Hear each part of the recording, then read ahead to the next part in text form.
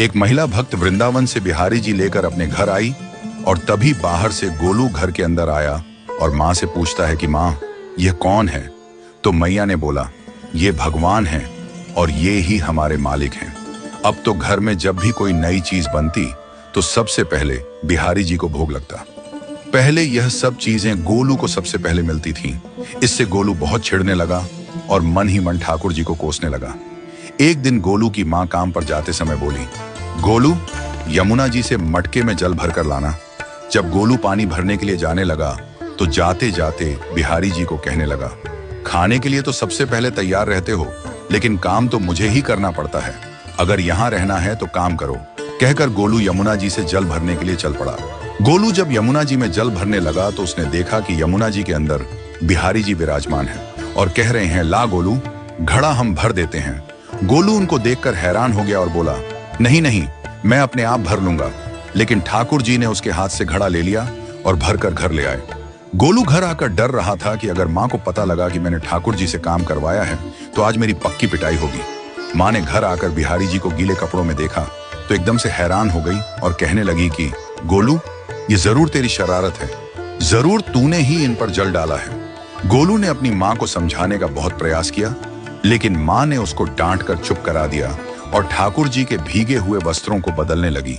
अगले दिन जब माँ ने गोलू को अनाज पिसवाने का काम दिया तो बिहारी जी फिर अनाज का कनस्तर ले आए और माँ को ठाकुर जी के वस्त्रों के ऊपर सूखा आटा पड़ा मिला। तो माँ ने फिर गोलू को डांटा कि तुझे पता नहीं कि ये हमारे भगवान हैं और तू भगवान के साथ शरारत करता है। आज तूने फिर इनके ऊपर आटा फेंका है। तो गोलू शपथ लेकर कहने लगा, नहीं माँ, मैंने कोई शरारत नहीं करी है। ये तो मेरे हाथ से गेहूं का कनस्तर लेकर खुद पिसवा कर आए हैं। गोलू की माँ आज बहुत गुस्सा हुई। अगले दिन फिर माँ बोली, बेटा गोलू, आज तुम्हारे बाबा बाहर गांव से वापस लौट आएंगे। बस आज का ही काम है, तुम जंगल से थोड़ी लकड़ियां ले आना। गोलू फिर डर गया, कहीं ठाकुर जी फिर मेरे पीछे ना आ जाएं। गोलू ने माँ को बोला कि मैं चला तो जाऊंगा, लेकिन बिहारी जी को समझा लो, वो मेरे पीछे ना आई। उसकी माँ हंसकर बोली, हाँ हाँ समझा दूंगी, तुम जाओ तो सही। गोलू जल्दी जल्दी लकड़ियां लेने जंगल में चला गया और माँ काम पर चली गई। लेकिन उस दिन माँ काम से जल्दी वापस आ गई और देखा बिहारी जी अपनी चौकी पर विराजमान नहीं है। वह तो एकदम से घबरा गई कि कहीं गोलू की शरारत तो नहीं। वह भागी भागी जंगल की तरफ गई। तभी उसने देखा कि गोलू के साथ एक इंसान लकड़ियों को लेकर घर आ रहा है। गोलू की माँ यह देखकर हैरान हो गई कि यह तो बिहारी जी हैं। ये क्या हमारे भगवान हमारा काम कर रहे हैं? इसका अर्थ गोलू ठीक कह रहा था।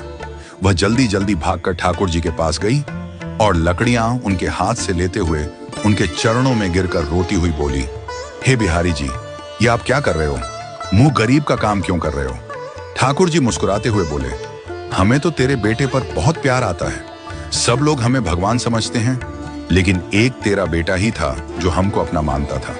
अपना मानकर वो हमें डांट भी देता था, हमारे साथ गुस्सा भी करता था, और जो हमें एक बार अपना मान लेता है तो हम उसके मान के लिए उसके ही हो जाते हैं।